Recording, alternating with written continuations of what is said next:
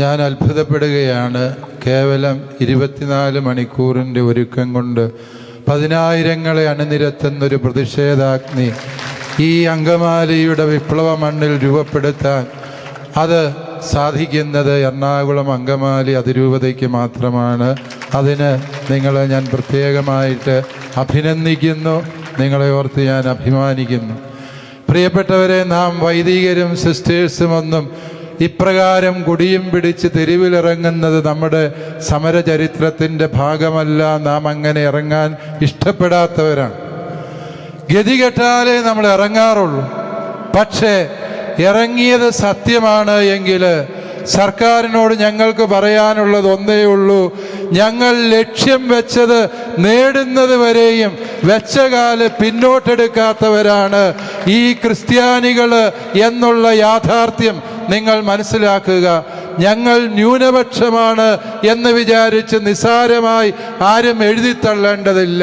ഞങ്ങൾ ന്യൂനപക്ഷമായിരിക്കും, പക്ഷേ ഏതൊരു പക്ഷത്തെയും അതിജീവിക്കാൻ പോരുന്ന ക്രൂശിതന്റെ കരുത്ത് ആത്മാവിൽ ആവഹിച്ച ശക്തിയുള്ളവരാണ് ഞങ്ങൾ എന്ന സത്യം ആരും വിസ്മരിക്കാതിരിക്കുന്നത് വളരെ നല്ലതായിരിക്കും.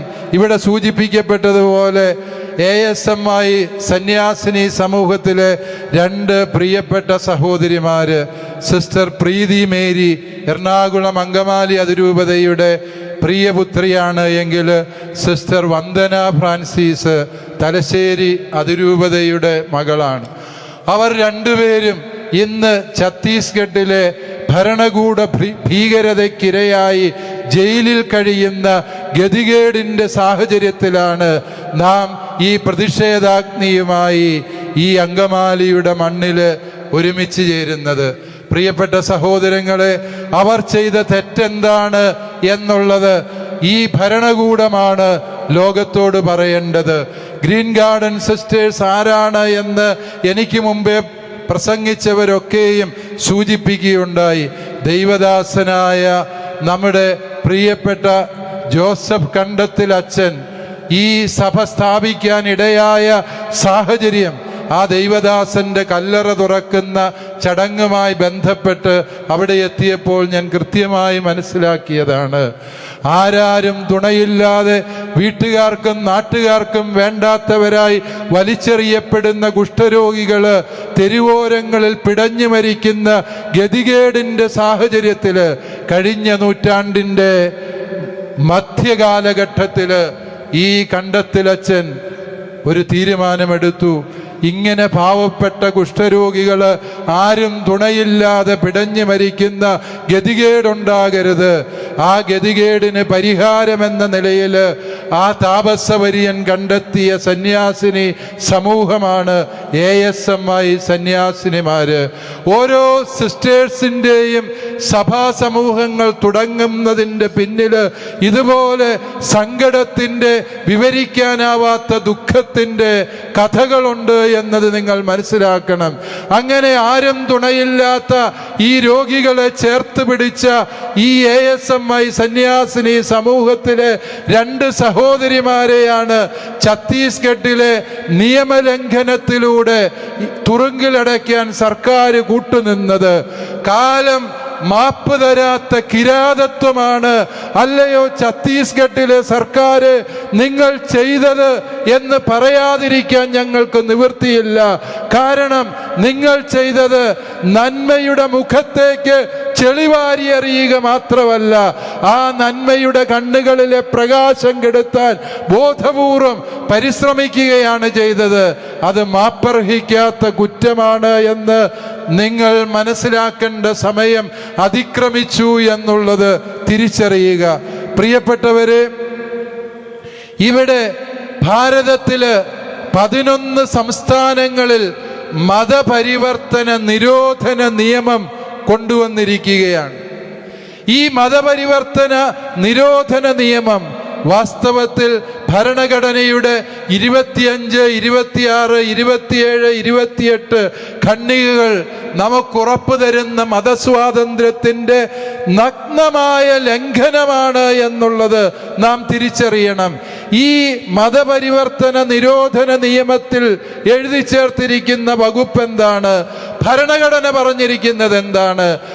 ഈ രാജ്യത്തിലെ പൗരന്മാർക്ക് അവർക്കിഷ്ടമുള്ള മതത്തിൽ വിശ്വസിക്കാനും ആ മതത്തെ പ്രചരിപ്പിക്കാനും ആ മതത്തിന് വേണ്ടി നിലപാട് സ്വീകരിക്കാനും ഭരണഘടന അവകാശം തരുമ്പോൾ 11 സംസ്ഥാനങ്ങൾ പാസാക്കിയ നിയമത്തില് നിർബന്ധിത മതപരിവർത്തനം നിരോധിച്ചു എന്നാണ് പറയുന്നത്.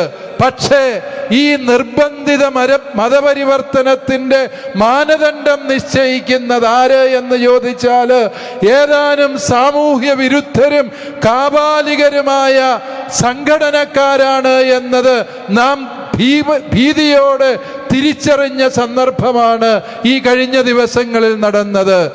നാം തിരിച്ചറിയണം പ്രിയപ്പെട്ടവരെ, ഇവിടെ സാമൂഹ്യ വിരുദ്ധര് നിർദ്ദേശിക്കുകയാണ് ഈ സിസ്റ്റേഴ്സ് മതപരിവർത്തനം നടത്തിയെന്ന്. ഇതേ സാമൂഹിക വിരുദ്ധര് പോലീസിന് നിർദ്ദേശം കൊടുക്കുകയാണ് ഇന്ന വകുപ്പുകൾ ചേർത്ത് ഈ സിസ്റ്റേഴ്സിനെ അറസ്റ്റ് ചെയ്യണമെന്ന്. ഇതേ സാമൂഹ്യ വിരുദ്ധര് പോലീസ് സ്റ്റേഷനിൽ പോലീസുകാരെ നോക്കുകുത്തികളായി നിർത്തിക്കൊണ്ട് ഈ സിസ്റ്റേഴ്സിനെ ചോദ്യം ചെയ്യുകയാണ്.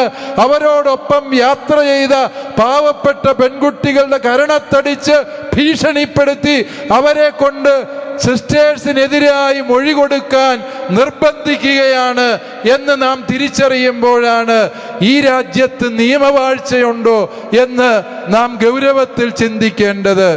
ആരെയും നിർബന്ധിച്ച് മതം പരിവർത്തനം ചെയ്യാൻ ഒരിക്കലും ക്രൈസ്തവർ കൂട്ടുനിൽക്കുന്നില്ല എന്നുള്ളത് സത്യവാ. നാഴികയ്ക്ക് 40 വട്ടം ഇവിടുത്തെ ചില കക്ഷികൾ വിളിച്ചു പറയുന്നതാണ് ക്രിസ്ത്യാനികൾ രാജ്യം മുഴുവൻ മതപരിവർത്തനം നടത്തിയെന്ന്. ഈ അവകാശവാദം അടിസ്ഥാനരഹിതമാണ് എന്നുള്ളത് ഈ രാജ്യത്തെ സർക്കാരിൻ്റെ തന്നെ സ്ഥിതിവിവര കണക്കുകൾ നോക്കിയാൽ മനസ്സിലാകും. 1947 ഭാരതം സ്വാതന്ത്ര്യം പ്രാപിക്കുന്ന കാലഘട്ടത്തിൽ ഇന്നാട്ടിലെ ക്രിസ്ത്യാനികളുടെ ശതമാനം എത്രയായിരുന്നു എന്ന് ചോദിച്ചാൽ ജനസംഖ്യയിൽ 2.6% എങ്കിൽ ഈ വർഷത്തിൽ ക്രൈസ്തവരുടെ ജനസംഖ്യ അനുപാതം എത്രയാന്ന് ചോദിച്ചാൽ കേവലം 2.4%. നാട്ടിലെ സകലമാന മനുഷ്യരെ മുഴുവനും മതപരിവർത്തനം നടത്തുന്നു എന്ന് അധിക്ഷേപിക്കുന്ന സർക്കാരെ നിങ്ങൾ തന്നെ പുറത്തുവിടുന്ന സ്ഥിതിവിവര കണക്കുകൾ പറയുന്നു. നിങ്ങൾ പറയുന്നത് കല്ലുവെച്ച നുണയാണ്, പച്ചക്കള്ളമാണ് എന്ന്. അങ്ങനെയെങ്കിൽ ഈ മതപരിവർത്തനത്തിന്റെ പേര് പറഞ്ഞ് എങ്ങനെ ഈ പാവപ്പെട്ട കന്യാസ്ത്രീകളെ മാത്രമല്ല ഈ ഉത്തരേന്ത്യയിൽ ജോലി ചെയ്യുന്ന മിഷണറിമാരുടെ ശിരസിന് മുകളിൽ ഡെമോക്ലീസിന്റെ വാളുപോലെ ഇങ്ങനെയൊരു ഭീകരമായ നിയമം നിർമ്മിക്കുന്ന സർക്കാർ ചെയ്യുന്നത് അന്യായമാണ്. നമ്മൾ ഈ കേവലം 2 സഹോദരിമാർക്ക് അനുഭവിക്കേണ്ട സങ്കടങ്ങളുടെ മൂലകാരണമായ ഈ മതപരിവർത്തന നിരോധന നിയമം അത് മനുഷ്യാവകാശ ലംഘനമാണ്, ഭരണഘടനാ വിരുദ്ധമാണ്.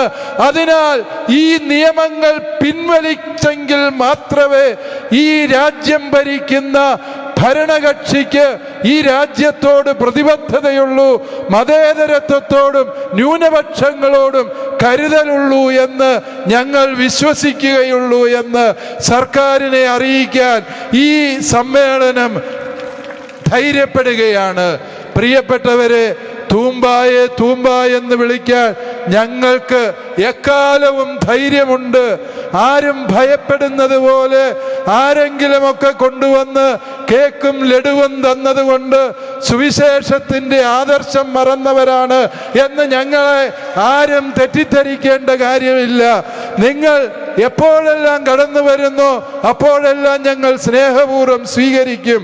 അതിൻ്റെ അർത്ഥം തെറ്റിനെ തെറ്റ് എന്ന് വിളിക്കാൻ, തെമ്മാടിത്തത്തെ തെമ്മാടിത്തം എന്ന് വിളിക്കാനുള്ള ആർജവത്വം ഞങ്ങൾ ആർക്കും പണയം വെച്ചിട്ടില്ല എന്നുള്ളത് പ്രിയപ്പെട്ട എല്ലാ നേതാക്കന്മാരും മനസ്സിലാക്കിയിരിക്കുന്നത് നല്ലതാണ്. ഛത്തീസ്ഗഡിലെ സർക്കാർ ഈ സിസ്റ്റേഴ്സിന് അനുകൂലമായ നിലപാടാണ് സ്വീകരിക്കുന്നത് എന്ന് ഉത്തരവാദപ്പെട്ട നേതൃസ്ഥാനത്തിരിക്കുന്ന വ്യക്തി ഇന്നലെ രാവിലെ എന്നോട് ഫോണിൽ സംസാരിച്ചപ്പോൾ പറഞ്ഞു. പിന്നീട് ആ കോടതിയിൽ നടന്ന സംഭവങ്ങൾ എന്ത് എന്ന് അവിടെയുണ്ടായിരുന്ന ഇരിക്കൂർ MLA-യും അങ്കമാലി MLA-യും അവര് എന്നോട് തത്സമയം വിവരിക്കുന്നുണ്ടായിരുന്നു. സർക്കാരിൻ്റെ ഈ കിരാതത്വം പ്രവർത്തിക്കുന്ന അല്ലെങ്കിൽ കേസിന് ആസ്പദമായ ബജരംഗ് ദളിന്റെ വക്കീൽ പറഞ്ഞു, ഇത് NIA കോടതിയിൽ പോകേണ്ട കേസാണ്, ഇത് മനുഷ്യക്കടത്താണ് എന്ന് വാദിച്ചു. നമ്മൾ ന്യായമായും വിചാരിച്ചു സർക്കാരിൻ്റെ ഗവൺമെന്റ് പ്ലീഡർ എഴുന്നേറ്റ് നിന്ന് അതിനെ എതിർക്കുമെന്ന്. പക്ഷേ സർക്കാരിൻ്റെ ഗവൺമെന്റ് പ്ലീഡർ എഴുന്നേറ്റ് നിന്ന് ഈ ബജരംഗ് ദളിന്റെ വാദത്തെ അനുകൂലിച്ചുകൊണ്ട് സംസാരിച്ചപ്പോൾ പ്രിയപ്പെട്ടവരെ നമ്മൾ മനസ്സിലാക്കുകയാണ് ഇവർക്ക് രണ്ടുപേർക്കും ഒരേ സ്വരമാണുള്ളത് എന്ന്.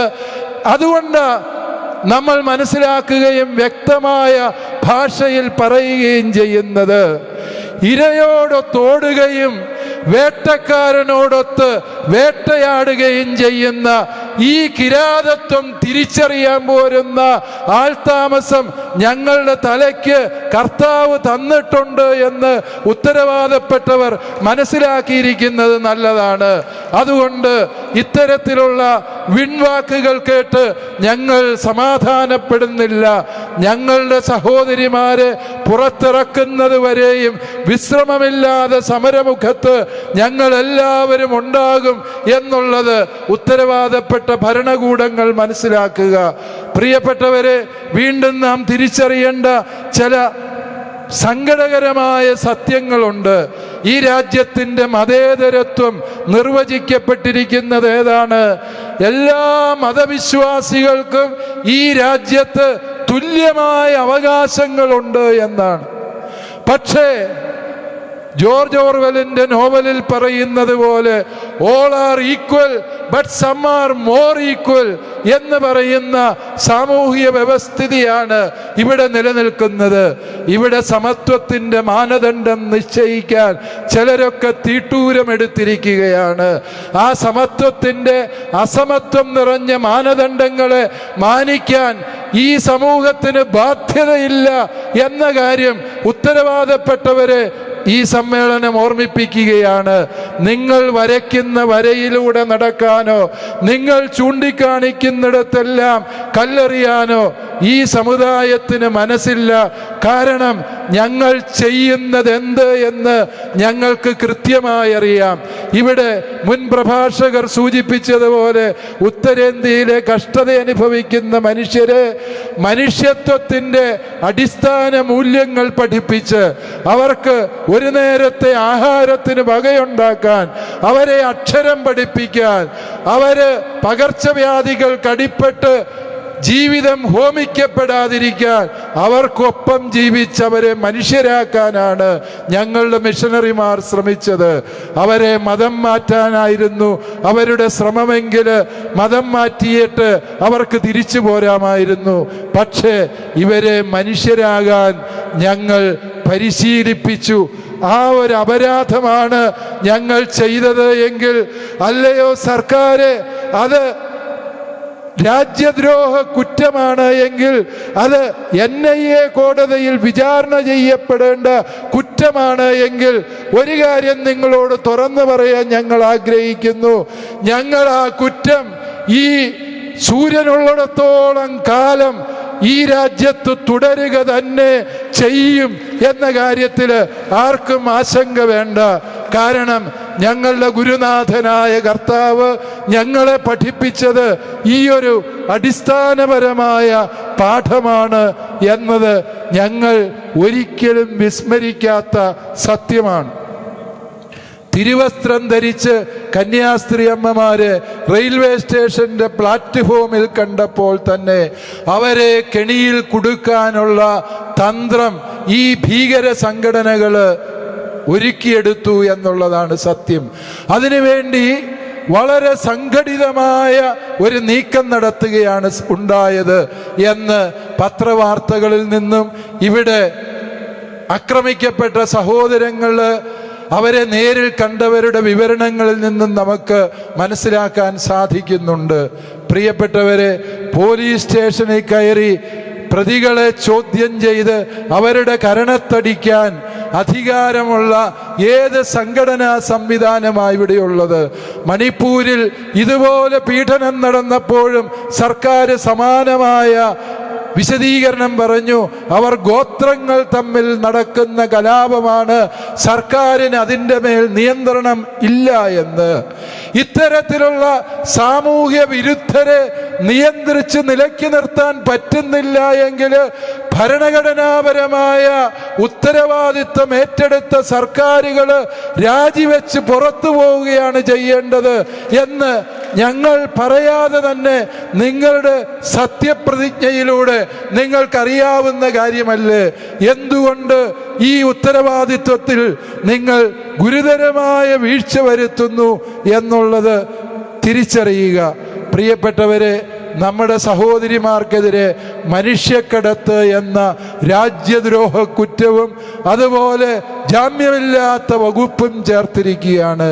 എന്താണ് ഈ മനുഷ്യക്കടത്ത് എന്ന് ചോദിച്ചാൽ, ഈ സിസ്റ്റേഴ്സിൻ്റെ കൂടെ ജോലി ചെയ്യാൻ സ്വമനസാലെ അത് ഉയർന്ന ശമ്പളത്തിൽ ജോലി കിട്ടുമെന്നുറപ്പായപ്പോൾ ഈ ഗതികേടിൻ്റെ മണ്ണിൽ നിന്ന് ആഗ്രയിലേക്ക് സിസ്റ്റേഴ്സിനോടൊപ്പം യാത്ര ചെയ്യാൻ പ്രായപൂർത്തിയായ 2 പെൺകുട്ടികൾ സഞ്ചരിച്ചതാണ് മനുഷ്യക്കടത്തെന്ന രാജ്യദ്രോഹ കുറ്റം എന്ന് നമ്മൾ തിരിച്ചറിയുക.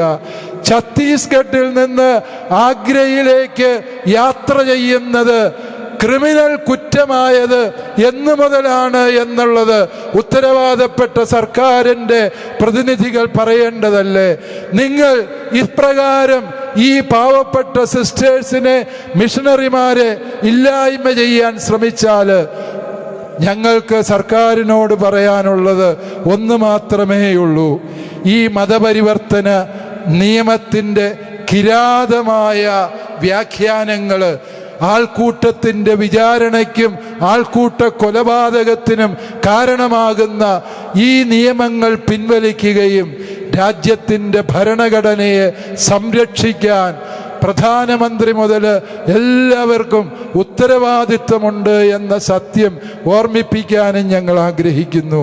പ്രിയ സഹോദരങ്ങളെ, നാം ഇവിടെ ഒരുമിച്ച് കൂടുമ്പോൾ അതൊരു ബലപ്പെടുത്തലാണ്, പരസ്പരമുള്ള ശക്തിപ്പെടുത്തലാണ്. ഈ വേദനിക്കുന്ന മിഷണറിമാർക്ക് നാം കൊടുക്കുന്ന പിന്തുണയാണ്. നിങ്ങളാരും ഒറ്റയ്ക്കല്ല, നിങ്ങൾക്ക് വേണ്ടി ജീവൻ ത്യജിച്ചും നിങ്ങളോടൊപ്പം നിൽക്കാൻ ഞങ്ങളുണ്ട് എന്നുള്ളതിൻ്റെ പ്രഖ്യാപനമാണ് നാം ഈ സമ്മേളനത്തിലൂടെ ഇവിടെ നടത്തുന്നത്. ആ സമ്മേളനം ഏറെ ഫലം ചെയ്യും എന്നുള്ള കാര്യം എനിക്ക് ഉറപ്പുണ്ട്. തീർച്ചയായും നമ്മുടെ നിലപാടുകളും നമ്മുടെ നിലവിളികളും ഉത്തരവാദപ്പെട്ടവരുടെ ചെവികളിലെത്തും. ഇനിയും ബധിരകർണങ്ങളുമായി കഴിയാൻ നിങ്ങൾക്കാവാത്ത സാഹചര്യം സംജാതമായി കഴിഞ്ഞു എന്ന് മാത്രം ഓർമ്മിപ്പിച്ചുകൊണ്ട് ഞാൻ എൻ്റെ വാക്കുകൾ നിർത്തുന്നു. ഈ കൂട്ടായ്മയിൽ കടന്നു വന്ന എല്ലാവരെയും അഭിനന്ദിച്ചുകൊണ്ട്, ഇതിൻ്റെ സംഘാടകരെ പ്രശംസിച്ചുകൊണ്ട് ഈ കൂടിവരവ് ഉദ്ഘാടനം ചെയ്തതായി അറിയിക്കുന്നു. ജയ് ഭാരത്.